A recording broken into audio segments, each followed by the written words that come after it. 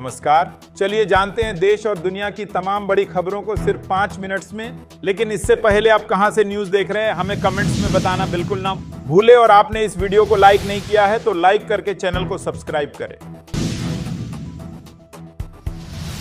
Israel को कड़ी सजा देंगे, खामेनेई ने खाई कसम, होर्मुज जलडमरू मध्य को बंद किया।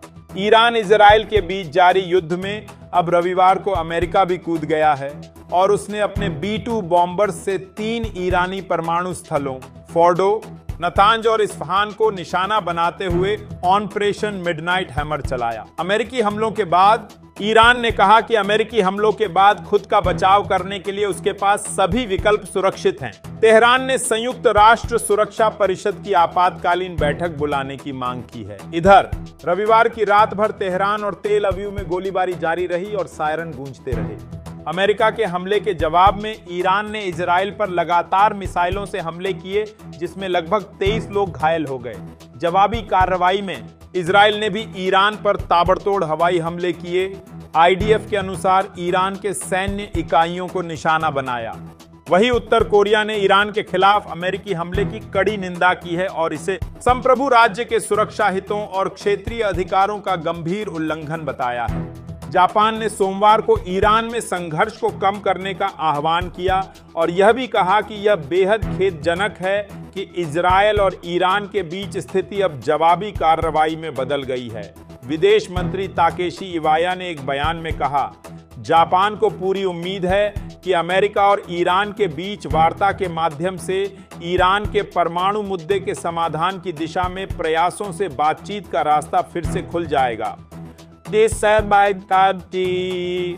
मीडिया रिपोर्ट्स के अनुसार अमेरिकी राष्ट्रपति सोमवार दोपहर स्थानीय समयानुसार व्हाइट हाउस के ओवल ऑफिस में अपनी राष्ट्रीय सुरक्षा टीम से मिलेंगे।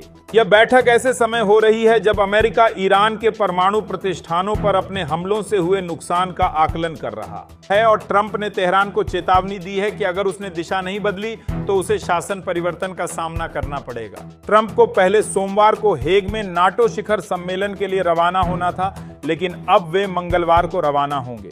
ट्रंप का दावा है कि अमेरिकी हमले में ईरान के परमाणु स्थलों को भारी नुकसान हुआ है। उपग्रह चित्रों का हवाला देते हुए अमेरिकी राष्ट्रपति डोनाल्ड ट्रंप ने दावा किया है कि कल रात अमेरिका के परमाणु हमले में ईरान के परमाणु स्थलों को भारी नुकसान हुआ है। ट्रंप ने ट्रुथ सोशल पर लिखा, विनाश एक सटीक शब्द है। दिखाई गई सफेद संरचना चट्टान में गहराई से धंसी हुई है, यहाँ तक कि इसकी छत भी जमीन से काफी नीचे है और आग से पूरी तरह सुरक्षित है। ट्रंप ने दावा किया, सबसे बड़ा नुकसान जमीन से काफी नीचे हुआ। वहीं ईरान के सर्वोच्च नेता अयातुल्ला अली खामेनेई के सलाहकार अली अकबर वेलयाती ने कहा कि अमेरिकी सेना द्वारा इस्तेमाल किए जाने वाले ठिकानों पर जवाबी कार्रवाई में हमला किया जा सकता है। आधिकारिक IRNA समाचार एजेंसी द्वारा दिए गए एक संदेश में उन्होंने कहा, इस क्षेत्र या अन्य जगहों पर कोई भी देश जिसका उपयोग अमेरिकी सेना द्वारा ईरान पर हमला करने के लिए किया जाता है, उसे हमारे सशस्त्र बलों के लिए वैध लक्ष्य माना जाएगा। अमेरिका ने इस्लामी दुनिया के दिल पर हमला किया है और उसे अपूरणीय परिणामों की प्रतीक्षा करनी चाहिए।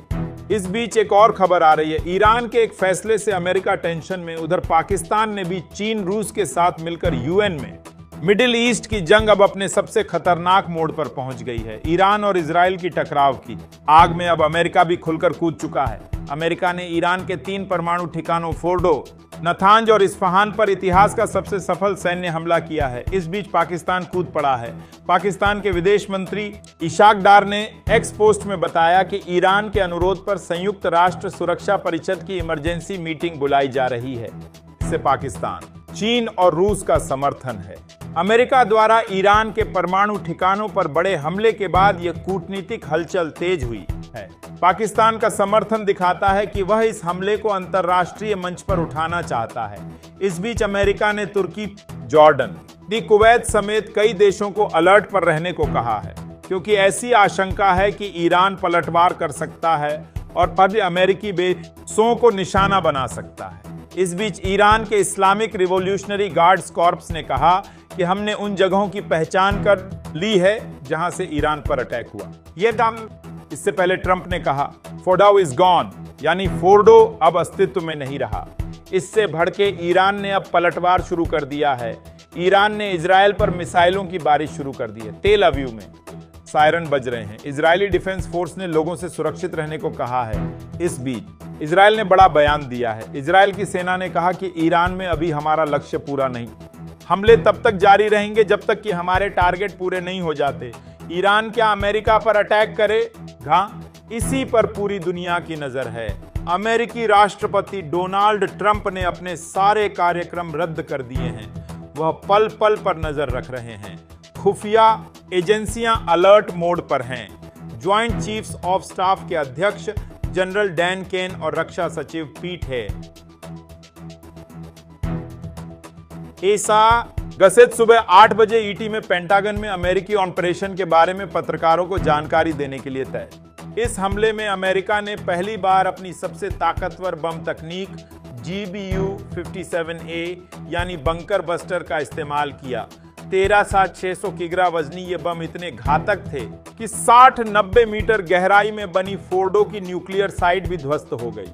हमला करने आए 6 B-2 स्पिरिट स्टील्थ बॉम्बर्स ने कुल 12 बंकर बस्टर गिराए, जबकि एक B-2 ने नतांज पर 2 और बम बरसाए। वहीं अमेरिकी नौसेना की पनडुब्बियों ने नतांज और इस्फहान पर 30 टॉमहॉक क्रूज मिसाइलें दागीं। ट्रंप ने कहा, ईरान मिडिल ईस्ट का सबसे बड़ा आतंकी समर्थक है। हमने ताकत दिखाई, अब वक्त है शांति का। लेकिन ईरान की प्रतिक्रिया इससे कहीं ज्यादा विस्फोटक रही। रिवॉल्यूशनरी गार्ड्स ने कहा, अब हमारे लिए युद्ध शुरू हो चुका है, उन्हें जहां देखो मार दो। खामेनेई के प्रतिनिधि ने भी कहा, बहरीन में अमेरिकी नौसेना पर हमला करो और हॉर्मुज जलड़ मरुमध्य को बंद कर दो। इस बीच एक और खबर आ रही है, अभी खेल खत्म नहीं हुआ। खामेनेई के सलाहकार ने अमेरिका को चेताया। ईरानी अधिकारियों का कहना है कि अमेरिकी हमलों का किसी तरह से जवाब दिया जाना चाहिए। ईरानी न्यूज एजेंसी की रिपोर्ट के मुताबिक ईरान के राष्ट्रपति मसूद पेजेश्कियन ने फ्रांस के राष्ट्रपति इमैनुअल मैक्रों से फोन पर बात की और उनसे कहा कि अमेरिकियों को उनके हमले का जवाब मिलना चाहिए। ईरान के सर्वोच्च नेता अयातुल्ला अली खामेनेई के सलाहकार अली शमखानी ने एक्स पर पोस्ट कर लिखा, भले ही परमाणु स्थल नष्ट हो जाएं, लेकिन खेल खत्म नहीं हुआ है। अमेरिकी विदेश मंत्री मार्को रूबियो ने रविवार को चीन से आग्रह किया है कि वह ईरान को स्ट्रेट ऑफ हॉर्मुज को बंद न करने के लिए प्रोत्साहित करें।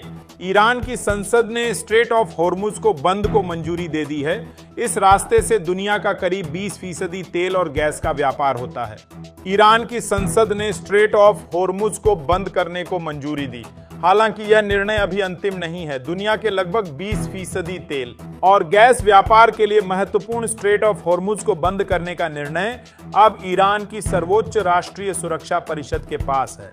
अमेरिका के उपराष्ट्रपति जेडी वेंस ने कहा कि ईरान पर हमला उसके साथ युद्ध नहीं है। उन्होंने कहा, हमने ईरान के न्यूक्लियर प्रोग्राम को तबाह किया है। अमेरिका और उसके सहयोगी अब ईरान के परमाणु कार्यक्रम को स्थायी रूप से समाप्त करने के लिए काम करेंगे।